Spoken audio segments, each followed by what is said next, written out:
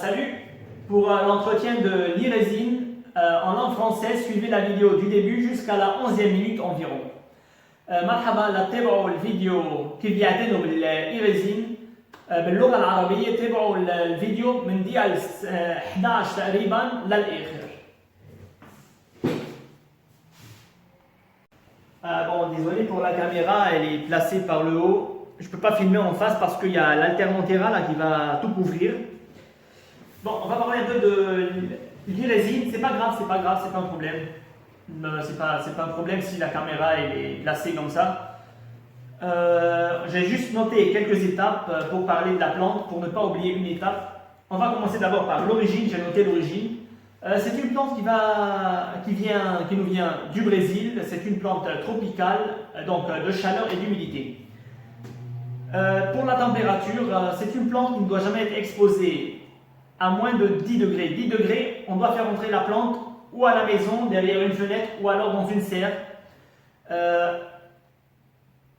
Elle peut être résistante, elle peut résister à un froid, disons 0, moins 1, moins 2 degrés, mais pas plus, et pour quelques jours, donc 2 ou 3 jours de passage, d'accord, la plante va résister. Mais si l'hiver est rude, ne l'exposez pas à l'extérieur, ne la laissez pas à l'extérieur, faites-la entrer. C'est une plante tropicale, elle ne va pas aimer le froid. 10 degrés, 12 degrés, la plante doit déménager. Bon là, elle est à Beyrouth, elle est à Beyrouth là, et sur mon balcon, il n'y a pas de problème, elle est toujours dehors. Mais au sud Liban, bon, elle est plantée au sud Liban dans son pot, mais je ne peux pas la garder parce qu'il fait trop froid là-bas en hiver. L'exposition, c'est une plante qui doit être, pour avoir sa belle couleur, doit être placée sous le soleil, mais à condition le soleil du matin et pas celui de l'après-midi. Le soleil de l'après-midi est vraiment trop brûlant et la plante va souffrir. Donc personnellement, la plante chez moi, elle est mise plutôt au soleil entre 4 voire 5 heures le matin, et l'après-midi, le soleil va passer derrière la maison et elle va rester à la lumière. Voilà. On va passer maintenant à la floraison. Bon, c'est une plante qui va fleurir jaune crème, ouais, ou en été ou au printemps, et ça dépend des régions. Tout simplement, si par exemple on est en Europe, elle va fleurir, moi je dirais en été, parce que en Europe, le printemps il fait un peu froid, mais en été ça va. Mais si on est à Beyrouth, c'est le cas de Beyrouth, bon elle est petite, elle ne va pas fleurir maintenant, mais on a des irésines partout à Beyrouth, et on est le combien aujourd'hui? Le 16. Le 16 mars 2021, et les irésines sont en fleurs. Donc, selon la température, où elles vont fleurir, au printemps ou alors en été. Alors, on va passer maintenant à l'arrosage de la plante. C'est une plante qui doit avoir toujours son sol humide, mais pas détrempé, je n'ai pas dit noyé. Et c'est ma deuxième érésine, je l'ai depuis 5 mois maintenant. Bon, je l'ai achetée, elle était toute petite, mais elle a grandi, elle va grandir. L'erreur que j'ai fait, le premier érésine que je l'ai acheté, bon, elle avait cette taille, elle est restée chez moi 2 ans et demi, elle a eu environ 50 cm.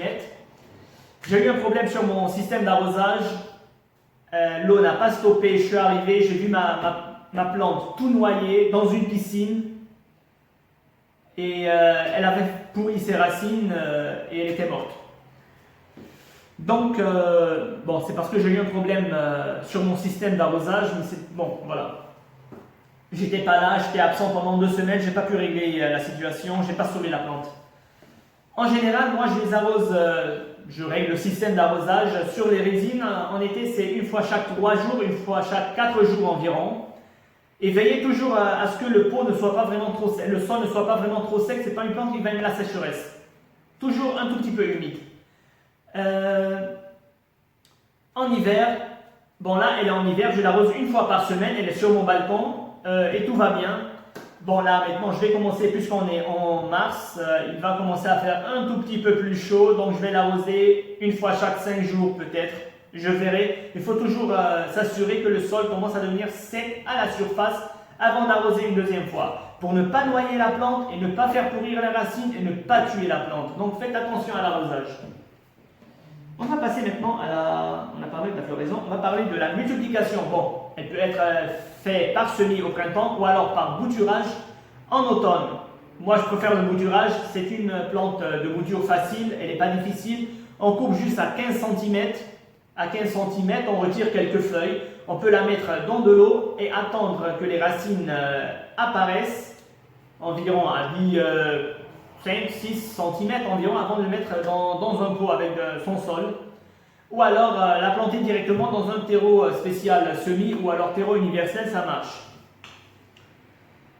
On a parlé de l'arrosage, non? Ouais. Pour le sol, c'est une plante qui préfère un sol acide, donc une terre de bruyère. Bon, mais si vous n'avez pas trouvé un sol acide ou une terre de bruyère, c'est pas un problème. Là, elle n'est pas plantée dans de la terre de bruyère, c'est de la terre de jardin mélangée avec du terreau universel.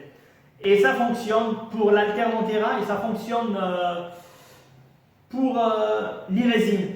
Mais si vous avez trouvé une terre de bruyère, on peut faire un mélange aussi avec une terre de bruyère avec le même sol que j'ai, puisque c'est une plante qui aime l'acidité. Une certaine acidité dans son sol plutôt. Elle ne va pas aimer le calcaire, ne la plantez pas dans un sol calcaire. Hein. Ce n'est pas une plante qui doit être mise dans du calcaire, donc attention. On va arriver au rempotage. Bon, l'irésine, en général, chaque 3 ans, on va la rempoter dans un pot un tout petit peu plus grand, une fois chaque 2 ans, je dirais. Bon là, moi, quand je l'ai acheté, c'était une bouture de 15 cm environ, dans un petit pot comme ça. Et là, elle a grandi, elle a 5 mois. Et dans ce pot-là, je ne vais pas vous montrer le... Bon, attends, je vais vous montrer un tout petit peu. Voilà, ce pot-là, il est assez grand. Les résines peuvent rester dans ce pot-là environ 5 ans. Donc, je ne vais pas la rempoter avant 5 ans si je n'ai pas eu un autre problème d'arrosage ou quelque chose comme ça qui va faire tuer la plante. Je vais veiller à ne pas que la plante meure. Donc, disons 5-6 ans, elle peut rester dans ce pot-là. On va passer à l'engrais. C'est une plante qui doit être nourrie avec de l'engrais spécial plante verte. C'est une plante qu'on achète pour son feuillage et non pas pour sa fleur. Donc, engrais spécial plante verte. Une fois chaque 2-3 semaines, une fois par mois, ça dépend. Moi, je dirais une fois chaque 3 semaines, c'est suffisant au printemps et en été. Pour la taille, on ne va pas faire une taille sévère, on va couper juste les branches à moitié pour qu'elles se ramifient. Et elle fait beaucoup de ramifications, je vais vous montrer un tout petit peu. Si on regarde bien la tige, je ne sais pas si on voit là, elle a des ramifications qui commencent partout là. Mais là, elle est encore petite, je ne vais pas la tailler. Hein. Je vais la laisser grandir. Je vais faire des boutures au cas où je perds la plante, j'aurai des boutures. Je vais faire 3 ou 4 boutures. Voilà. Ça c'est à la taille, c'est à l'automne, je vais faire ça, c'est pas maintenant. Donc il faut tailler la plante à moitié pour qu'elle se ramifie et prend du volume. Mais pas une taille sévère, il ne faut pas vraiment trop descendre. Pour les insectes, insectes et les maladies qui sont nuisibles à la plante, moi je dirais l'oïdium. Elle peut être atteinte de l'oïdium si il y a une très forte humidité dans l'atmosphère. Donc il faut veiller à diminuer les arrosages pour ne pas qu'il y ait vraiment trop d'humidité sur la plante. Si la plante est atteinte d'oïdium, on peut retirer juste quelques feuilles atteintes, les brûler, les jeter très très loin dans la poubelle, je ne sais pas, mais éliminez-les. Si c'est toute la plante qui est atteinte, il n'y a plus le choix, vous êtes obligé d'utiliser un fongicide. Ça, je déconseille. Alors, limitez l'humidité atmosphérique pour ne pas déclencher l'oïdium. Parce que je n'aime pas utiliser des produits chimiques. Elle peut être atteinte aussi par les cochenilles farineuses, c'est simple. On va retirer les cochenilles farineuses, on va pulvériser de l'alcool ou avec un coton imbibé d'alcool, on va frotter où étaient posées les cochenilles et c'est terminé. Voilà. Et elle peut être atteinte aussi par comment on appelle ça, les pucerons. Les pucerons, c'est simple, du savon noir mélangé à de l'eau, paf paf, une pulvérisation. En 10 minutes, 15 minutes, je dirais, tous les pucerons seront morts. Et aussi, elle peut être atteinte par les acariens, les araignées rouges. Donc, s'il faut faire en cas d'araignée rouge, c'est une plante tropicale, donc on peut pulvériser de l'eau sur son feuillage. Les acariens aiment un sol sec, ils ne vont pas aimer un sol humide. Les acariens aiment une atmosphère sec. Elles n'aiment pas l'humidité. Donc, ce qu'il faut faire, pulvériser 2 ou 3 fois par jour pendant 5 ou 6 jours environ sur la plante de l'eau. Les acariens ne vont pas aimer l'humidité sur la plante et elles vont foutre le camp. C'est pour ne pas utiliser des produits chimiques. Je donne juste des exemples un peu bio, quoi. Bon, c'était tout pour la plante, j'ai plus rien à dire. Et voilà.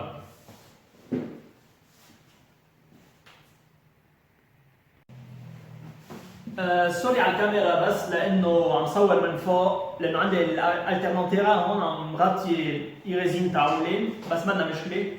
اوكي هلا اليوم بدنا نحكي عن الايريزين. هلا كتبت بس الاشياء اللي بدي احكي فيها مشان ما انسى احكي عن شيء. بدنا نبلش للاصل النبته.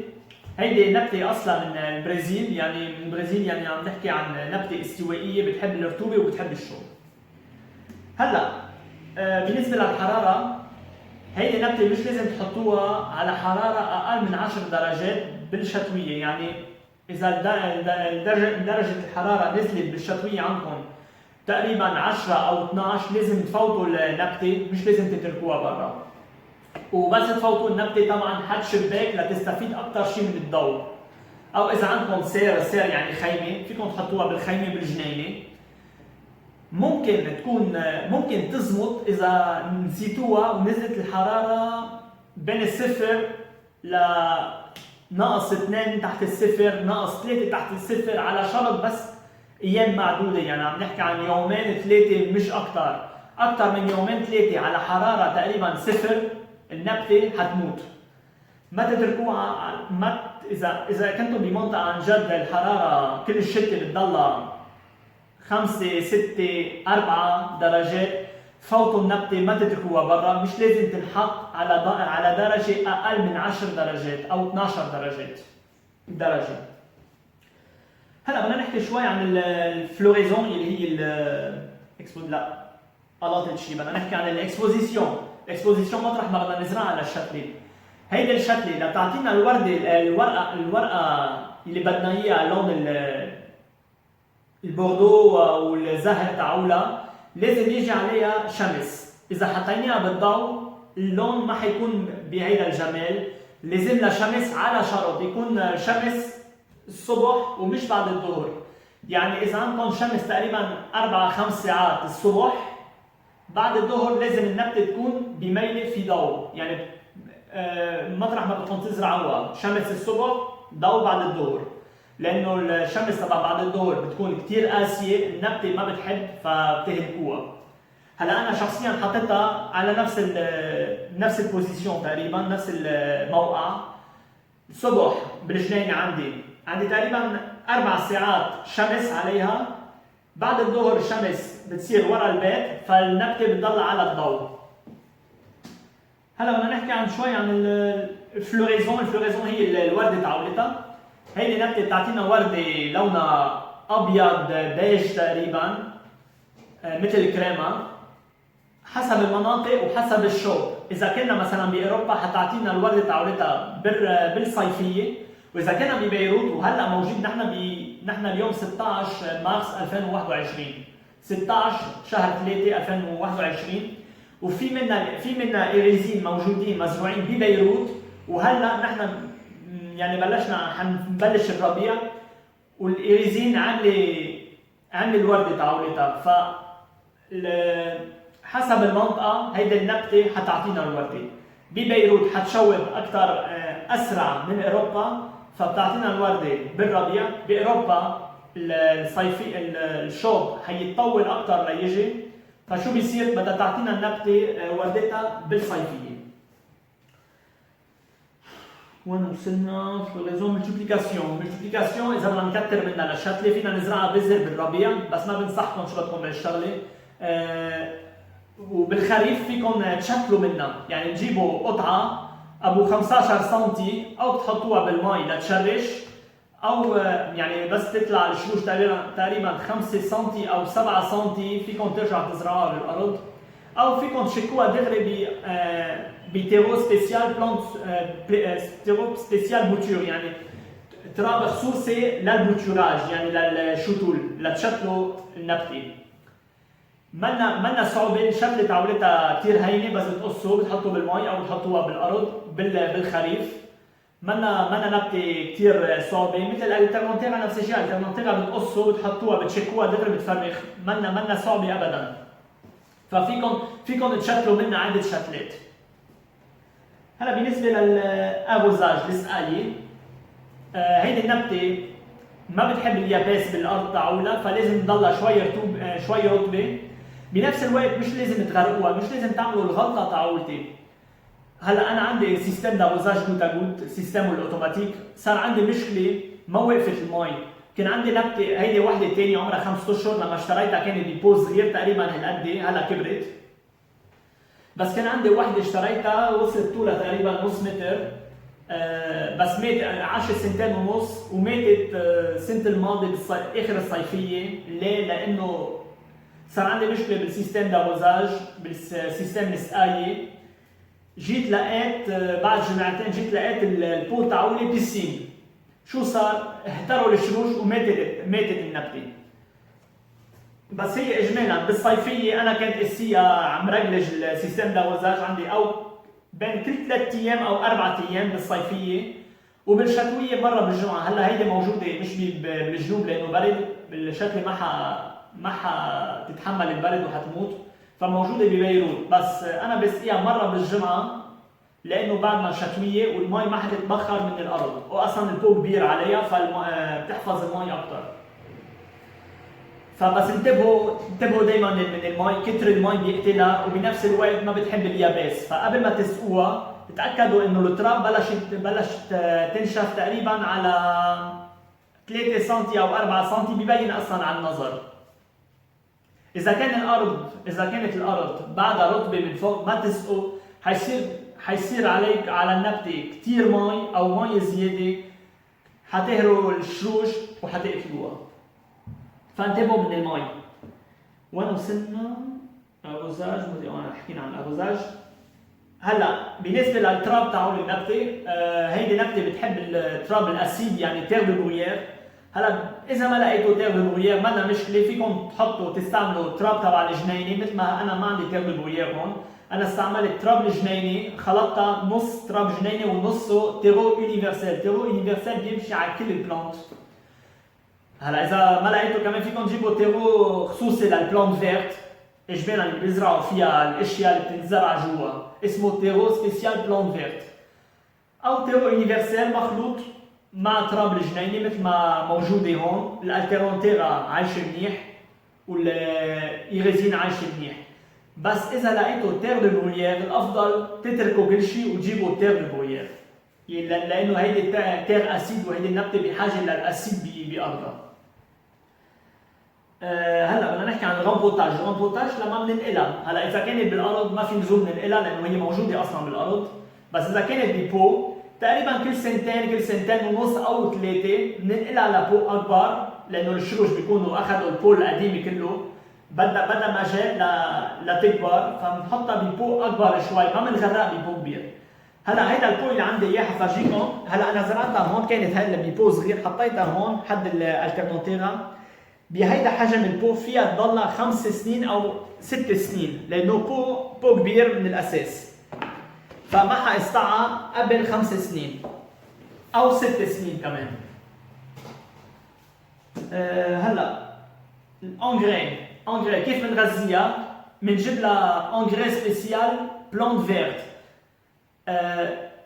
البلانت فيرت يعني النبات اللي بدنا الورق تاعولها مش الورده. ما حنحط لها سماد للورد لانه وردتها منا كثير حلوه، نحن بنشتريها كرمال الورق تاعولها، فبدنا نعطيها سماد خصوصي للورق، انغري سبيسيال بلانت فيرت اسمه.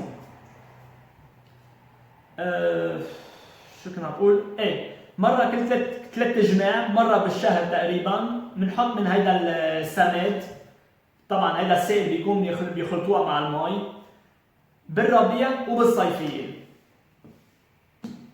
هلا لطاي كيف نشحن الورده، كيف نشحن النبته؟ يلزم مش لازم تشحلوها لتحت، بتشحلوها فقط على النص بس لتعمل راميفيكاسيون. الراميفيكاسيون هي انها تفرخ على جناب. حفرجيكم هلا لانه بتفرخ دائما على الجناب.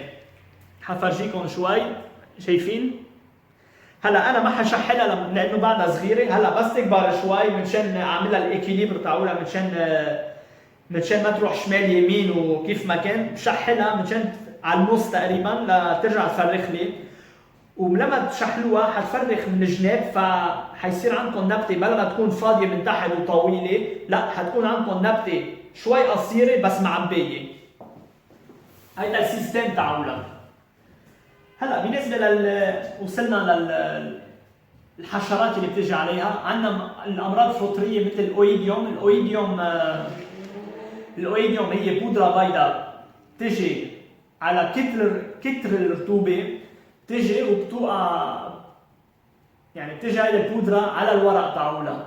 اذا كان عندنا البدايه تبع الاويديوم بنقص الورق، بنروح نحرقهم او بنكبهم كثير بعيد او بزباله، المهم اخفوها من حد الجنين عندكم. بس اذا كان الاويديوم عن جد كثير اثرت، يعني اذا كانت النبته كلها اويديوم، كلها صارت مرض فطري، مجبورين نستعملها دواء للفطريات. انا بفضل لا، فبفضل انه ما تكبوا كثير مي على النبته وما تسقوا كثير منشان ما يصير في عندكم تبخر كثير قوي حول النبته، لانه هيدا الاويديوم لما بيكون الجو كثير رطب تعمل امراض الفطريات اللي اسمها اويديوم. فانتبهوا من المي ومن الرطوبه تبع الجو. عندنا كمان تيجي عليها هيدي البيسون. البيسون هي المن او الاسود او الاخضر. المن ولا اهلا من هيك، بنجيب مي وصابون نخلطهم، بنطص مره واحده عليها ابو 10 دقائق ربع ساعه، كل المن اللي على النبته حيموتوا لانه المن كثير حساس ما حيتحمل الصابون اللي حطيتوها على النبته.